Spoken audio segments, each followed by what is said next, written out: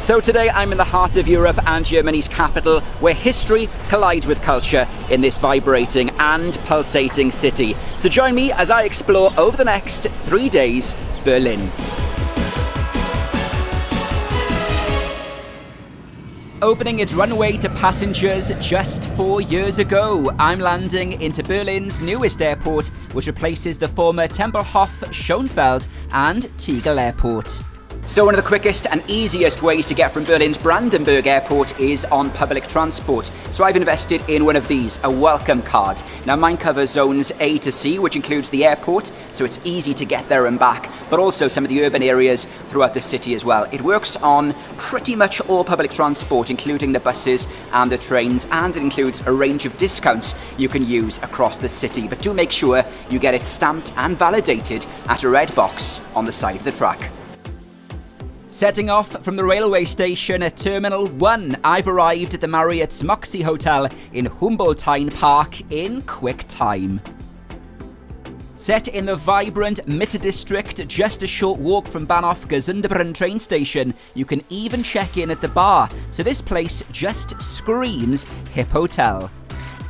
With its funky decor and its modern rooms, it's the perfect place to eat, sleep and explore the city.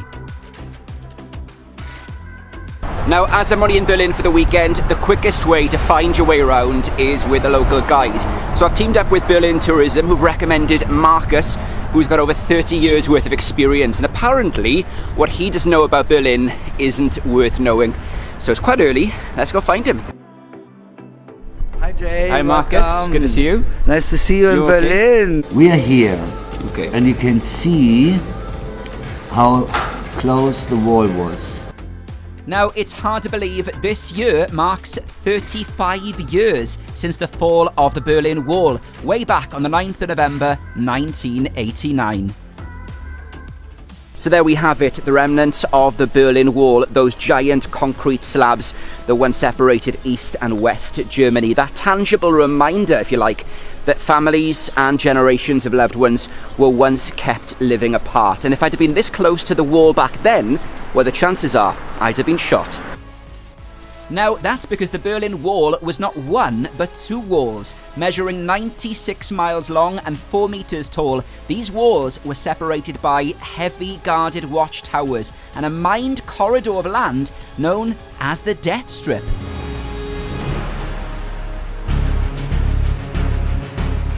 Well, in the heart of the city, a symbol of the Cold War still stands. Checkpoint Charlie, the most famous border crossing between East and West Berlin. It's right here in October of 1961 where Americans and Soviet tanks took up position and faced each other with weapons primed. So the iconic gatehouse was a hotspot for espionage during the Cold War. It's a place where citizens, diplomats and even spies would come together. Next up, the Brandenburg Gate, that gleaming monument that now stands as a symbol of a split city brought back together. For decades, it stood isolated between East and West, and both Napoleon and Hitler have stormed through it. But it's here millions around the world watched on TV as thousands of Berliners celebrated the fall of the wall in 1989. From there, it's a short hop to Alexanderplatz, where soaring 368 meters into the sky, you'll find Berlin's TV Tower, the city's most visible landmark. After being allocated my time slot, I'm taking that speedy elevator ride up the tower to the Sphere to enjoy some pretty impressive views of the entire city. At 203 meters, the observation deck allows you to see some 80 kilometers out on a clear day, or you can simply unwind with a beer or cocktail in the bar, or grab something to eat in the Sphere restaurant, but you will need to make a reservation if you plan to have food.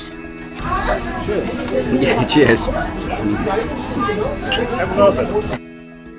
Continuing with my sightseeing afternoon, I'm heading to Berlin's most beautiful public square.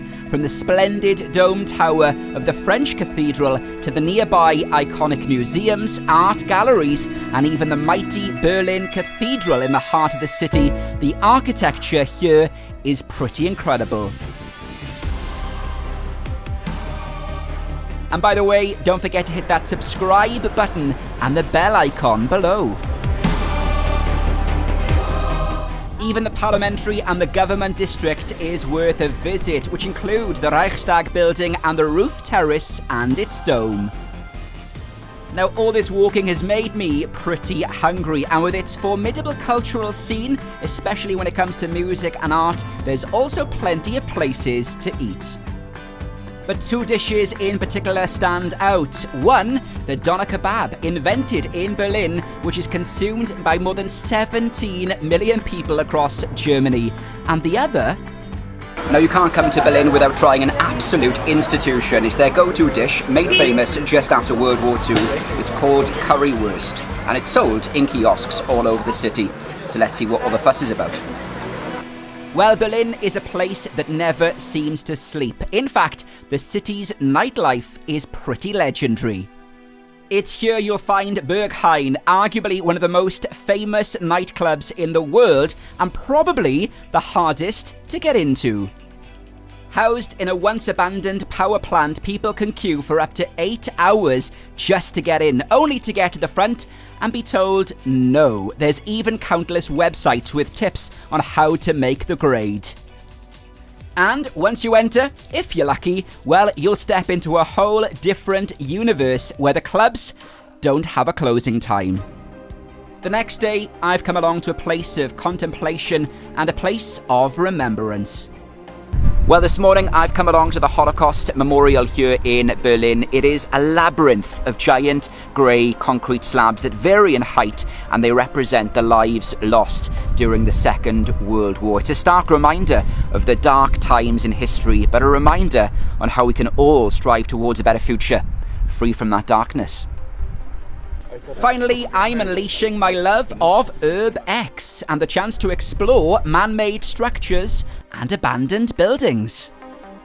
So I'm heading some 30 minutes out of the city to a place known locally as Devil's Mountain, which features a range of rather eerie structures scattered all across a wooded landscape of the Grunwald forest, which are now covered in graffiti.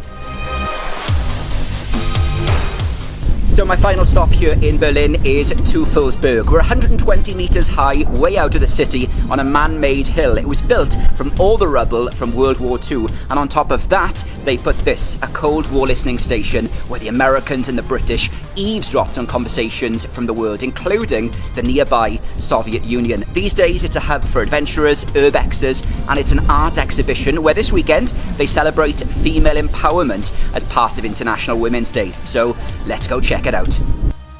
It was created in the 20 years following the Second World War by mainly women collecting and moving approximately 12 million cubic meters of rubble from over 400,000 bombed out buildings in Berlin.